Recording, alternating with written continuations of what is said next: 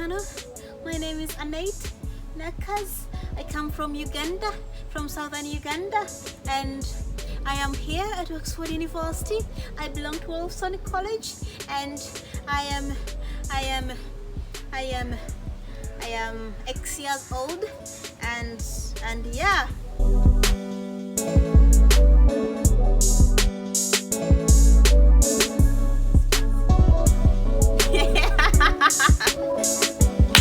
But anyways, it's September. Oh, it's September.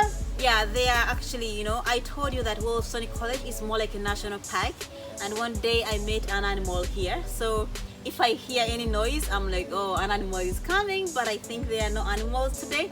Yeah, I love this place so much because it's more like a wedding place, wedding ceremony where brides and grooms sit and start taking pictures.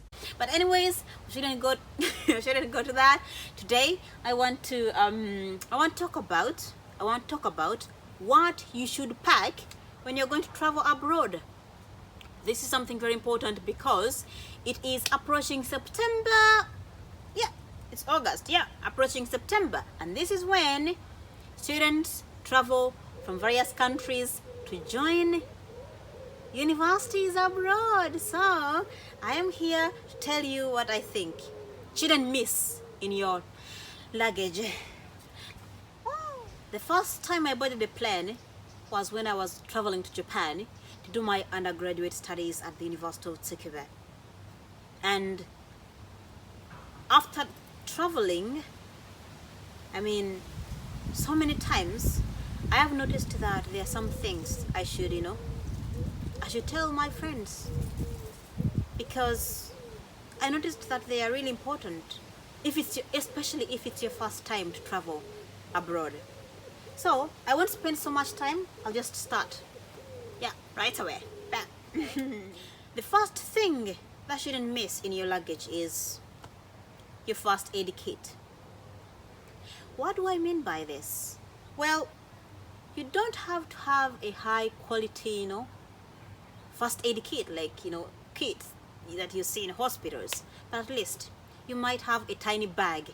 Oh, I will show you a picture of my first aid and you'll see it.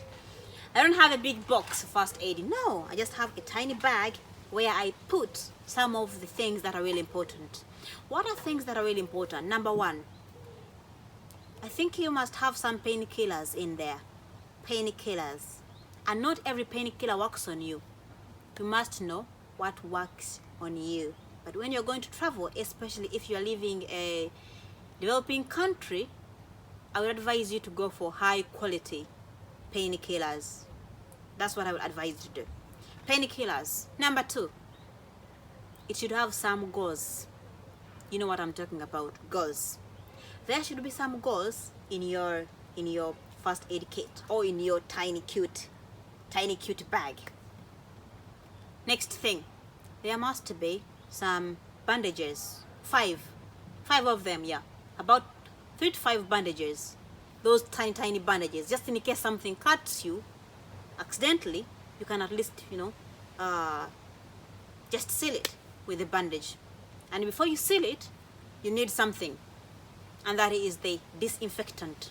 That means that have a tiny tube and add in some 70% alcohol. If you don't have that, go to a supermarket and buy a disinfectant, and then from the bottle of disinfectant you've bought, just get a tiny tube and then power a little bit of that, and then you carry that tiny one. You don't need so much liquid, no. Don't need so much of that. So have that disinfectant. And if you are a lady, I'm sure you understand what I'm talking about. You must have some sanitary clothing. Have at least 5 pieces, Yeah, you never know. Just have 5 pieces, because you're going to a country you have never been into, right? And you might know somebody there, but it's not a guarantee that they are going to be available. They might be so busy by the time you're going to arrive, right? So prepare yourself. At least have 5 pieces with you. Don't forget that. It's very, very important. Very, very important.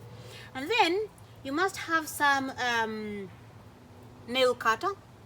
Have a nail cutter, Yeah, a nail cutter. Just in case, you might not be able to access shops depending on where you're going, and you might go to a country where people don't speak English, or most stores, or in most stores people don't speak English. I'll give you an example. For example, in Japan, when I first went there in 2016, in most supermarkets, they don't use English, only Japanese. So how are you going to start describing a nail cutter to a Japanese person? You must be so good at sign languages, right? But if you're not so good at that, then there must be a language barrier, or you might face a problem, of language barrier or language problem. So I advise you to have those things that you're gonna need, because having long nails is very uncomfortable. For me, it's at least very uncomfortable, very uncomfortable if my nails are too long. Some people, it's fine. So know what's comfortable to you and what's not comfortable to you, so that you can try to make your life simpler. The next thing that shouldn't miss there is a shaver. Yeah, have a shaver. Yeah, you never know, yeah, when the right time comes, you will use it. Yeah, you will use it, but I think you need it. Yeah, before you start exploring where you can buy shavers, depending on the country you're going to. Some countries, those things are easily accessible, but some countries, they are not. So I advise you to have at least one you can start with. And then let's move on to other things that are really essential. You can find them in the country you're going to, but I advise you to carry some of them, just tiny pieces of them. Number one,